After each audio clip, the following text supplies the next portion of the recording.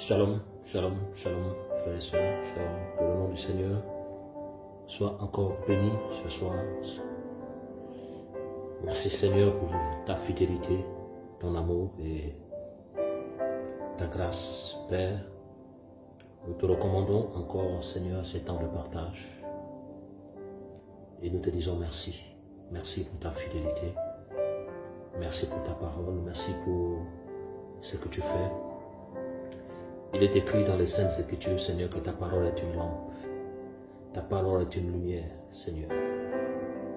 Ta parole est une lampe. Et une lumière sur mon sentier. Oui, Seigneur. Tu es la lumière des nations.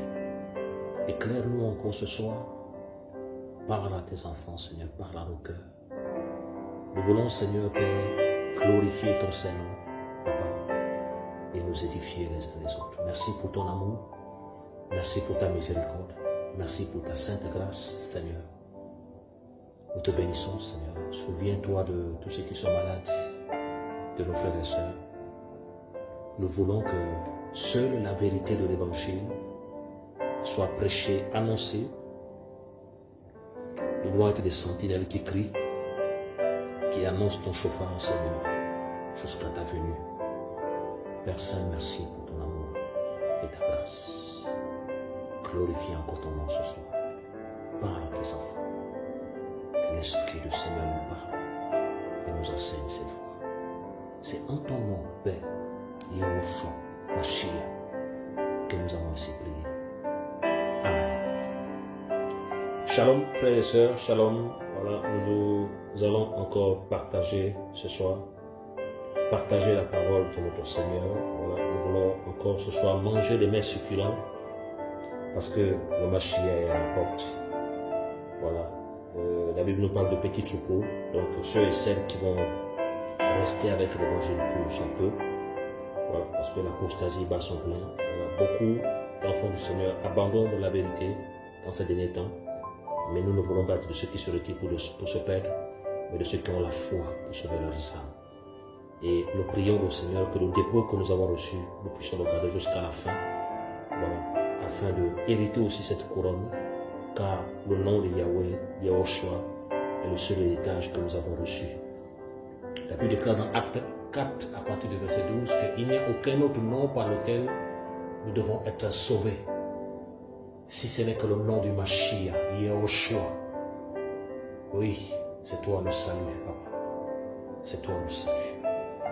Nous allons prendre nos Bibles dans le livre de Acte 16, à partir du verset, Acte 15, autant pour moi, à partir du verset 36 à 40. Voilà, nous allons parler de la séparation de Paul et de Barnabas, deux apôtres que le Seigneur a puissamment utilisés. Et nous allons voir pourquoi ils se sont séparés. Voilà, pourquoi ils se sont séparés. Pourquoi ils se sont séparés. Est-ce que Paul avait un problème? Est-ce que Barnabas avait un problème? Mais quelle était la cause de leur séparation? Deux apôtres qui ont puissamment travaillé ensemble, mais au final, ils se sont séparés. Parce qu'il y avait quelque chose qui n'allait plus. Ils ne s'accordaient plus. Acte 15, à partir du verset 36. Mais quelques jours après, Paul dit à Barnabas, retournons maintenant visiter nos frères dans chaque ville où nous avons annoncé la parole du Seigneur pour voir dans quel état ils se trouvent. Verset 37. Or Barnabas décida d'amener avec eux Yohanan appelé Marcos. Verset 38. Mais Paul jugea plus convenable de ne pas amener avec eux celui qui les avait quittés depuis la Pamphylie et qui ne les avait pas accompagnés dans l'œuvre. Verset 39. Il y eut donc entre eux de l'irritation, en sorte qu'ils se séparèrent l'un de l'autre. Alors Barnabas prit Marcos avec lui, s'embarqua pour l'île de Chypre. Verset 40. Mais Paul, ayant choisi Silas, partit après avoir été recommandé à la grâce d'Élohim par les frères. Il traversait la Syrie et la Cilicie, fortifiant davantage les assemblées. Donc ici, nous voyons que Paul décide de repartir visiter les frères dans chaque ville où ils étaient en mission avec Barnabas. Voilà, dans chaque ville où ils étaient en mission avec Barnabas, où ils avaient annoncé la parole du Seigneur, pour voir dans quel état ces frères-là étaient. C'est vrai que le berger par excellence, c'est le Seigneur. Mais ils étaient encore jeunes. Paul avait le souci des âmes. Il avait le souci des âmes. C'était quelqu'un qui était beaucoup passionné des âmes. Il aimait tellement les âmes. Il aimait tellement le Seigneur. Et le Seigneur a mis en lui ce fardeau qui pesait en lui. Voilà. Et au verset 37, je dis que non. Or, Barnabas décida d'amener avec eux Yohanan appelé Marcos. Mais Paul jugea convenable que de ne pas amener avec eux celui à qui ils avaient quitté. Donc pendant qu'ils étaient en mission avec Barnabas, ils ont amené Marc. Parce que nous devons comprendre une chose, dans Acte 13, la Bible nous dit que l'Esprit du Seigneur, pendant qu'ils étaient en train de jeûner et de prier, l'Esprit du Seigneur dit que donc, mettez-moi à part Paul et Barnabas pour l'œuvre à laquelle je les appelle. Et lorsque la prophétie a été donnée, le Seigneur a dit Paul et Barnabas. Il n'a pas dit Marc. Il n'a pas ajouté Marc. C'est eux-mêmes qui sont les plans de Marc. Le Seigneur n'a pas parlé de Marc. C'est eux-mêmes qui sont les plans de Marc. Comme cette connexion apostolique, Paul et Barnabas venaient du Seigneur, vous allez voir qu'ils n'avaient aucun problème. Mais le problème est arrivé lorsqu'ils sont allés prendre de manière charnelle Marc. Ils l'ont pris, ils sont en mission. Et Marc les a abandonnés dans le champ missionnaire. Certainement Paul n'était pas d'accord parce que Paul, c'est quelqu'un qui avait un caractère très fort. Très très fort. C'est vrai que le Seigneur a su transformer ça. Mais le Seigneur a laissé quand même quelque chose dans la vie de son apôtre. Et dans le champ missionnaire, Marc les abandonne. Certainement quelque chose que Paul n'avait pas apprécié. Ils ont continué le travail. Ils ont continué le travail et ils sont revenus. Et plus tard, lorsque Paul décide de repartir, Barnabas veut amener avec lui Marc. Et Paul n'est pas d'accord. Et là, il y a l'irritation. Ils ont décidé de se séparer. Pas se diviser, mais se séparer. Marc est parti avec Barnabas. Et Paul a choisi Silas. Recommandé la grâce du Seigneur. Ils sont partis dans un autre couloir. Donc, ça veut dire quoi? Ça veut dire que Paul et Barnabas se sont séparés à cause de Marc. La séparation de Paul et Barnabas n'était pas due que Paul était dans le péché, Barnabas était dans le péché, ou Paul était fourbe et Barnabas était faux. Non, c'était deux véritables apôtres que le Seigneur avait connectés, que la connexion de ces deux frères venait du Seigneur. La connexion de ces deux frères venait du ciel. L'appel apostolique de ces deux frères venait du ciel. Mais le problème, c'est que on s'est rendu compte que ils ont mis dans cette connexion un intrus et qui a causé leur séparation. Marc. Lorsque nous lisons dans Acte 11, pour les lecteurs de la Bible, nous allons voir qui était Barnabas. Acte 11, à partir du verset 19, nous allons lire les Saintes Écritures. Ceux qui avaient été dispersés par la tribulation survenue à cause de Stéphanos allaient en effet jusqu'en Phénicie, dans l'île de Chypre et Antioche, annonçant la parole à personne, si ce n'est qu'à des Juifs seulement. Mais il y eut parmi eux quelques hommes chypriotes et synéréens qui, étant venus à Antioche, parlèrent aussi aux Grecs et leur annonçant l'évangile du Seigneur Yahushua. Et la main du Seigneur était avec eux. Et un grand nombre de personnes crurent et se convertirent au Seigneur. Or, le bruit en parvint aux oreilles de l'assemblée de Jérusalem. Ils envoyèrent Barnabas pour aller jusqu'à Antioche. Verset 23. Lorsqu'il fut arrivé et vu la grâce d'Élohim, il s'en réjouit. Et il les exhortait tous à demeurer attachés au Seigneur de tout leur cœur. Donc Barnabas a demandé aux frères et sœurs de s'attacher au Seigneur. Vous avez vu? De s'attacher au Seigneur. Pas à quelqu'un, pas à une assemblée, pas à un ministère, mais de s'attacher au Seigneur. Parce que si tu t'attaches au Seigneur, il va te dire que celui-là c'est un vrai ministère. Si tu t'attaches au Seigneur, il va te dire que non, que cette assemblée-là est de moi. Si tu t'attaches au Seigneur. Mais si tu t'attaches à une assemblée, il ne pourra pas te parler parce que ton cœur sera chez les hommes et tu auras du mal à écouter la voix du Maître. Alléluia. Le verset 24 dit, car c'était un homme bon, plein du Saint-Esprit et de foi. Et un grand nombre de personnes se joignaient au Seigneur. Donc, qui était Barnabas? Ici, la parole du Seigneur nous rend un témoignage de Barnabas. Voilà pourquoi tout à l'heure je disais que non, que Barnabas n'était pas faux. Un véritable disciple du Seigneur, un véritable apôtre du Seigneur. La Bible nous dit que c'était un homme bon. Donc, le Seigneur connaissait le cœur de Barnabas. Le Seigneur appréciait le cœur de Barnabas. Un homme bon. Un homme bon. Plein de Saint-Esprit. Barnabas était rempli de l'Esprit. Barnabas était rempli de l'Esprit. Plein de Saint-Esprit. Quand on nous parle de la plénitude, par exemple, d'une bouteille, c'est une bouteille dont, quand on met de l'eau, en fait, ça déborde. Donc, il était rempli de l'Esprit. Oh, les apôtres de l'Église primitive. Ah, voilà. Quand on lit dans la parole du Seigneur, on comprend que non, il n'y avait pas que Pierre qui était rempli de l'Esprit. Il n'y avait pas que Paul qui était rempli de l'Esprit. Tous les apôtres étaient remplis de l'Esprit. Oui, même s'ils n'avaient pas les mêmes appels, les mêmes onctions, mais ils étaient remplis. Ils poursuivaient le Seigneur et ils étaient remplis de l'Esprit. Remplis de l'Esprit. Et de foi. Il était plein de foi aussi. Ici, les Écritures nous donnent le témoignage de Barnabas. Ce n'était pas un faux. Ce n'était pas un faux. Donc, quel était le problème de Barnabas? Il était vrai, mais Barnabas, apôtre, mais il avait un problème de personnalité. Barnabas, c'était quelqu'un d'instable. Facilement, il était pris par ses sentiments. C'était quelqu'un d'instable. Or, c'était le contraire de Paul. Paul était très ferme, véridique et tranchant.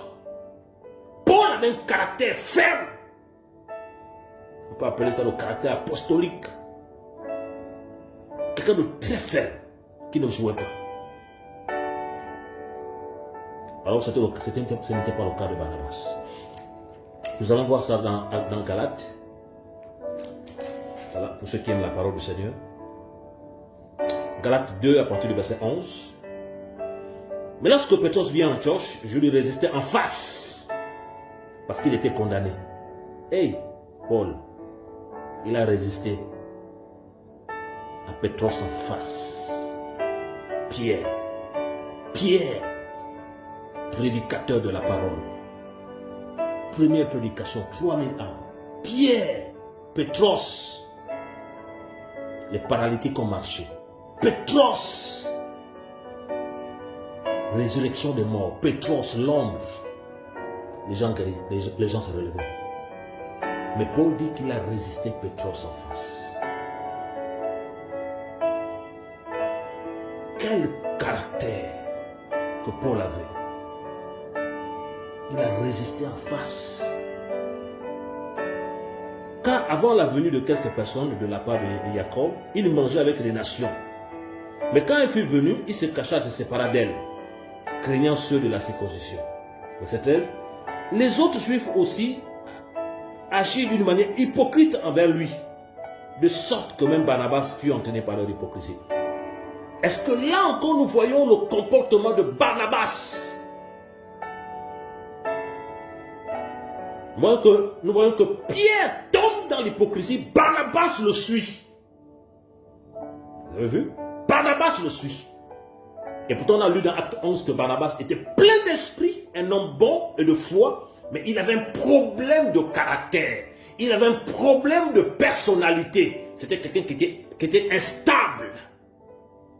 Et ça ne pouvait pas, le Seigneur ne pouvait pas puissamment l'utiliser comme ça, comme Paul. Non, ce n'était pas possible. C'est vrai que Paul, il y avait eu l'appel aussi, parce qu'il dit dans Acte 9 que non, que cet homme est un instrument que j'ai choisi. C'est vrai que les viseurs, c'était sur Paul, mais quand on étudie aussi le caractère de Barnabas, il avait aussi l'appel, mais il y avait un problème.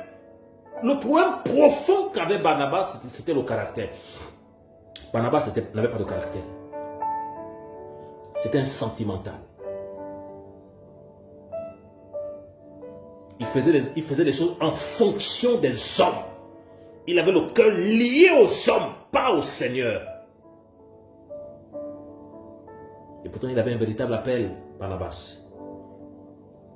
Parce qu'ici, la Bible nous dit que donc, il a suivi l'hypocrisie. Il est tombé dans l'hypocrisie. Il a été entraîné dans l'hypocrisie. Il n'a pas pris position comme Paul en dénonçant Pétros parce que la manière dont il vivait là, c'était pas les Écritures. Alléluia. Et Paul nous dit ici que non, que de sorte que même Barnabas fut entraîné dans leur hypocrisie. Ce n'était pas quelqu'un qui était fiable. Il s'est laissé entraîner par les gens. Il s'est laissé influencer par les grâces. Il n'était pas stable, Barnabas. Au verset 14. Mais quand je vis qu'il ne marchait pas dans le droit chemin selon la vérité de l'évangile, je dis à Pétros devant tous, Paul, si toi qui es juif, tu vis à la manière des nations et non à la manière des juifs, pourquoi contentes-tu les nations en judaïsme? Et nous devons nous poser la question entre Paul et Pierre qui était l'aîné dans la foi. Mais c'était Pierre. Pierre était tellement humble. Et dans 2 Pierre 2, Pierre rend témoignage de Paul, selon la sagesse et la grâce qu'il a reçue. Et les lettres qu'il écrit sont difficiles à comprendre, dont les personnes ignorantes et mal affermies tordent le sens des Écritures. Pierre a rendu témoignage de son jeune frère dans la foi. Et lorsque Paul a repris Pierre, il n'a pas dit non, je suis là avant toi, tu marches avec le Mashiach. Non, il a reconnu qu'il était dans l'erreur.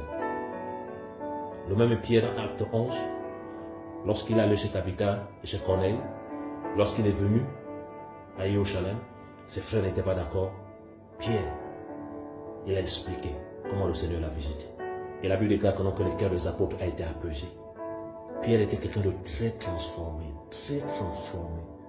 Il ne regardait pas la gloire dans laquelle il vivait. Il était attaché à l'évangile. Parce qu'il savait que le Seigneur n'est pas impressionné par la résurrection des morts. Le Seigneur n'est pas impressionné par tout ce que tu fais. Le Seigneur, ce qui l'intéresse, c'est sa parole. Sa parole.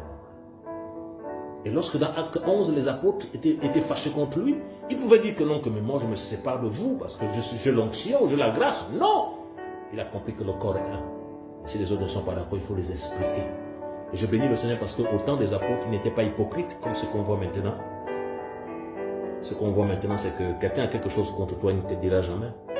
Il va te garder dedans. Voilà. Il va plus te saluer. Mais il a quelque chose dans le cœur. Et c'est la même personne qui prêche, qui va en mission. Voilà. Il ne sait pas que non, que quand il agit comme ça, il est mort depuis. Il est mort depuis. C'est un cadavre. Un cadavre. Alléluia. Pourquoi Paul s'est séparé de Barnabas? Il avait un problème de personnalité. Pourquoi Paul s'est séparé de Barnabas? Il avait un problème de caractère. Pourquoi Paul s'est séparé de Barnabas? Ce n'était pas possible que Paul continue avec Barnabas. Ce n'était pas possible.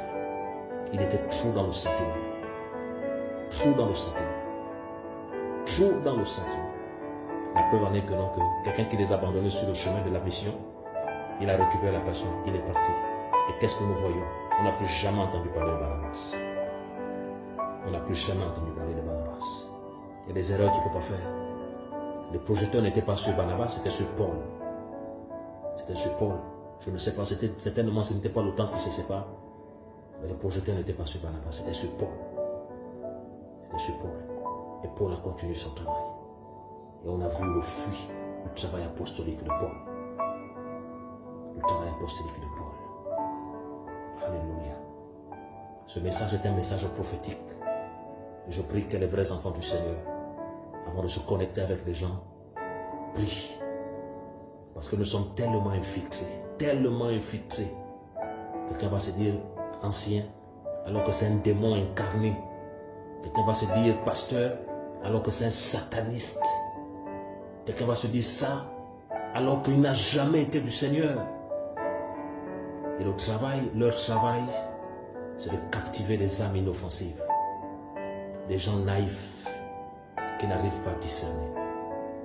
Et ils font des dégâts énormes. Mais nous bénissons le Seigneur parce que ce genre de personnes ne savent pas que le jugement du Seigneur est réel. Oui, ce sont les âmes du Seigneur. Que le nom du Seigneur soit béni. Que le nom du Seigneur soit exalté. Et que frères et sœurs, Vous qui êtes partout dans les nations, avant de se connecter avec quelqu'un, il faut prier. Il faut prier. Il faut prier. Il faut prier, mes frères. Avant d'aller dans un groupe, il faut prier. Il faut prier. Seigneur, toi qui connais les cœurs, montre-moi l'état d'âme de cette personne. Montre-moi l'état d'âme de cette sœur. Montre-moi l'état d'âme de ce groupe-là. Montre. Voilà pourquoi de plus en plus, je préfère être avec le Seigneur. Je préfère être avec la Bible. Et le Seigneur me conduira avec qui marcher. Que le nom du Seigneur soit béni. Soyons tous encouragés. Le Maître revient. Le Maître revient.